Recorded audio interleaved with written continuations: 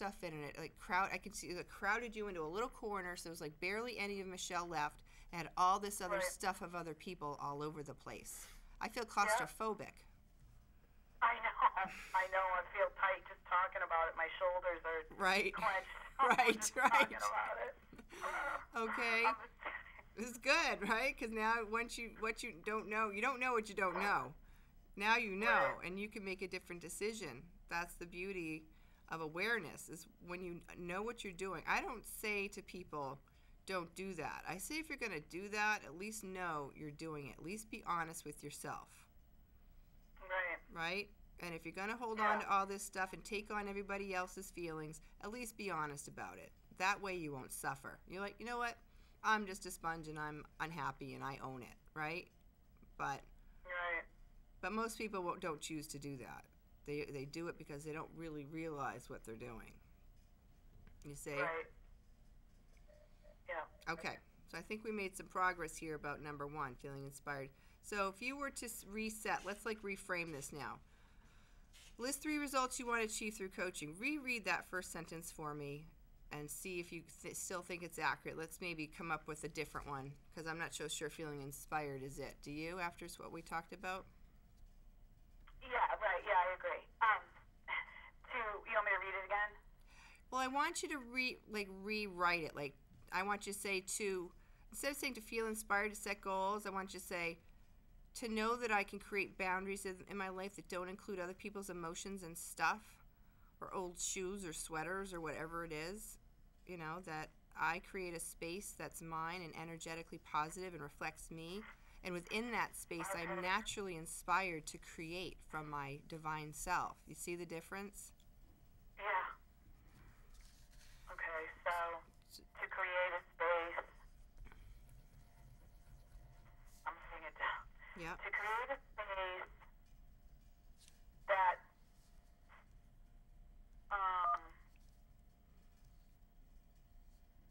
that reflects me, or that makes me. I like how you said it better.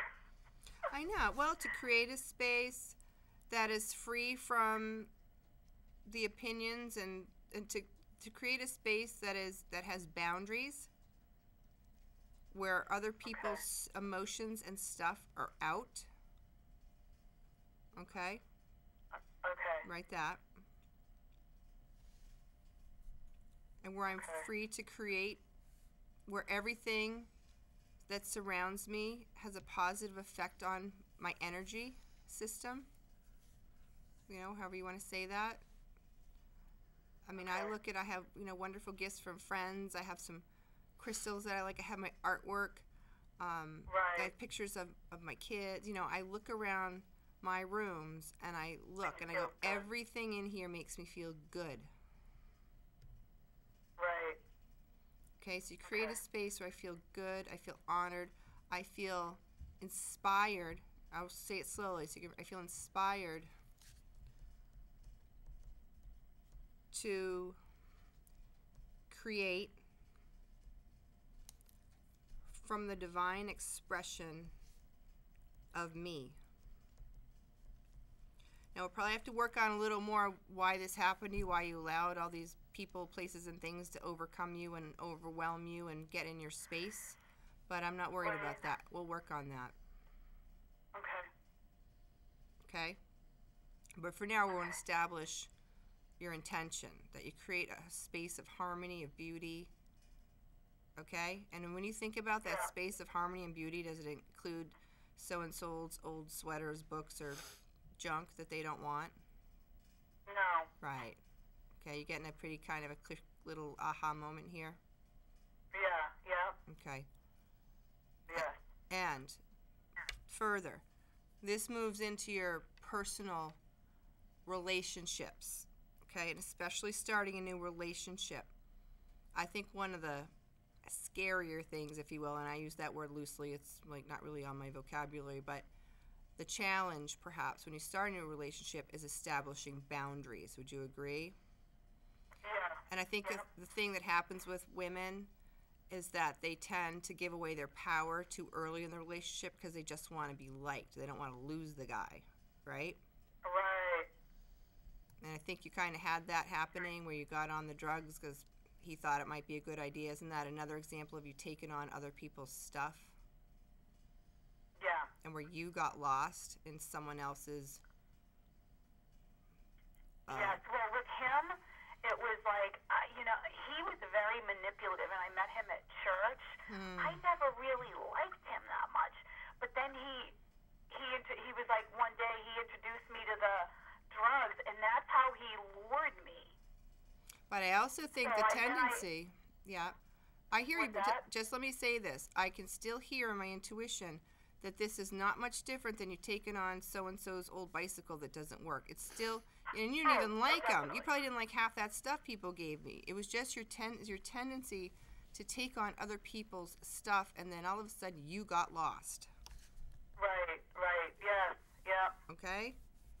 With Yeah. him, it was the drugs. Yeah. With the, what were some of these items, by the way, that people gave to you that crowded out your apartment so you haven't been able to do anything but watch TV to A lot of ignore clothes. Yeah. Clothes. Do you like the clothes? My aunt was going to have a yard sale, and it had like boxes of just household items, like knick-knack stuff. And oh boy. She was like, "Oh, here." So she like insisted that I take it. She's like a real controlling person that I've had to cut back from my life. So just like household things. Old like, knickknacks. Okay. Knickknacks. I think we got the picture. And then my father gives me like all his old. I have like 4 cameras. I've got 3 printers. I've got. I can't breathe. Stuff I don't even know. Huh? I said I'm having trouble breathing. I know. So I had like 3 clients give me trash bags full of clothes. My aunt gave me a carloads full of like knickknacks, and then my father gave me like printers and Yeah, I get it. Wow. Yeah. As you're talking, can you see now if and we can laugh about it, but you understand this is a much bigger picture of you just willing. It's like you just hold out your arms, and it doesn't stop at somebody's knickknacks. You're taking on people's garbage, Michelle. Right. Yep. Yeah. Right? I'd be watching TV too. Seriously. Yeah, right. That's a lot. I mean, we're all That is a beings of lot. energy. You're if you were a baby, you'd be screaming with colic right now. You know what I mean? Like, because your nervous system, everything is energy, and it's not. It's reminding me of these old psychics or whatever, or can like read palms and hold other people's old jewelry and get all this information like that. Which I think we all have the ability to do that to a certain extent. But I've heard that if you go to an antique store and you buy somebody else's jewelry, that you want to clear it and realize you could just start feeling cruddy all of a sudden because energy gets absorbed into people's stuff. So I can only imagine how lousy you must have been feeling to a certain extent. Plus, subconsciously, that you have no boundaries and people are just dumping their stuff on you. You got to feel pretty bad on that on some level, like powerless. Right. Right. Yep. Yeah. Okay. The good news is once you know what you're doing, you can do something different. So we're going to have to work on, here, Michelle, here's a big bag of my old knickknacks. What's your new answer? No, thank you. Oh, no, Michelle, you really want them. They're really going to, push. I'll feel really bad if you don't take all my old knickknacks. What's your response now? I don't have any room for them. Oh, that's, I well, don't yeah. need them. No, thank I you. appreciate, I always appreciate, thank you. I got coined the term, like a sandwich. You say, like, thank you, I appreciate you thinking of me. That's really nice of you. And then the middle of the sandwich is, however, I'm not able to take them. And then the nice part again is, but you enjoy them. I'm sure someone else will enjoy them. I'm sure the Salvation Army. You see what I'm saying? So you very graciously say no while you're not insulting the person. Right. So we're going to have a lot of practice around that, right? Okay, that's number 1. Now the emotional part, because I just know if you're taking on other people's knickknacks and old clothes, that I'm sure you're taking on their emotions such as anger, fear, resentment, and all of those other things. Absolutely, yeah. Okay. Yeah. That's a little more subtle to not take that on. that's when we build you up from the inside out, and you get to create your own emotional boundaries. And you're like, you know what, I'm not taking your anger out. And especially when you start a new relationship, I'm glad we're working together, because depending on the relationship, there does seems to be a pattern, and tell me if you think I'm wrong. But it always kind of starts off really good, and then maybe the guy will pull away a little bit, and you get all nervous, pulls out all the insecurities, and you might call him one too many times, and then like then you pull back, and then, you know, so this whole like dance thing, because both people are probably scared to death to really commit and like be vulnerable, right? Right. Yeah. And in that process, you really have to learn to hold your boundaries, because the guy will only inevitably respect you. You have to be willing to walk away sometimes. Does that make sense? Yes. Yeah. Yeah. Sometimes you really have to hold your ground. And so if you've had this pattern of not, you know, of trying to caretake, and that's part of it too. When you take on everybody's stuff the way you did, you're going to over caretake for someone else's emotional well-being. I mean, you took drugs, for goodness sakes. You didn't even want to. Like, I don't think there's any real part of you that really made that choice consciously. Would you agree? Yeah. It was people pleasing. Absolutely. Yeah. Yeah. You're not here. God did not put you. You not come to earth to people please, right? Right. But that's okay, because you learned from it, and so now working together, I want to, you know, work with you to make sure that you have the tools, because it's easy for me to say don't people please, but if you don't have the tools or the understanding that you're even doing it, and you have this whole message maybe growing up, well, Michelle, you know, it's really selfish of you not to, you know, do this for other people, right? Right. And that does happen. There's a whole generation, a lot of us, you know, it was like, you know, the worst, it was like a 4-letter word, except it was longer, selfish. It's like, God, please don't call me selfish. Right.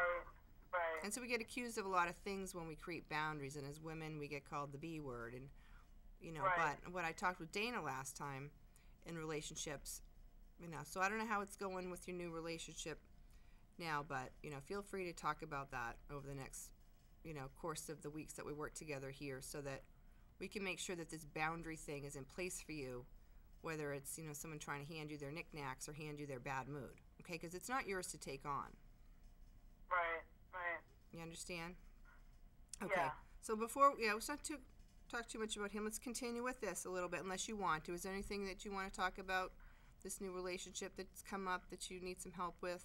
Is the communication good? Is he playing hard to get and stop calling or any of that nonsense? No, he's been great. He's been like texting me and a couple of times a day. He's been really good. And I'm just, yesterday I started to get like nervous, and I don't know. It was like I put this bad energy into it. Like, okay. I don't know. Like, it's like too good to be true. Right. I was just thinking that. Yeah. Okay. Like, it's like too good to be true. It's unbelievable. And like, this can't be happening. Okay. Something's gotta go. Like, and it's almost like he picked up on it, because he did call me today. He did call me, but he hasn't texted me.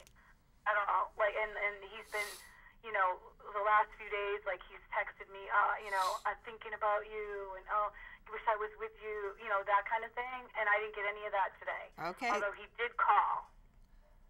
All right. So, how was the phone conversation? I just watched like a hawk when those little things start fast and furious. And then, my stomach just, yeah. Yeah. How was the conversation on the phone? It was a little short, actually. He was on. He had called me, and I didn't know he called. So then I called him back like about 45 minutes later, and he was on his way. He was in the middle of working. He was on his way to deliver something, so he had to go because he was where he was at. I get you. And I haven't heard from him. So your stomach hurts, right? Pretty much. Well, when you just say, yeah, a little bit. Right. Yeah, No, I know. Queasy. I know. Okay. Well, let's talk about this, because energetically, if there's something that's in the highest good in this relationship, I do believe that. I mean, my motto is true love lasts, or, you know, the Course in Miracles, nothing real is ever threatened. I mean, I can't tell you the times. I mean, Dee and I have been married since August, together 4 years. But, definitely roller coaster for me, because even though he was very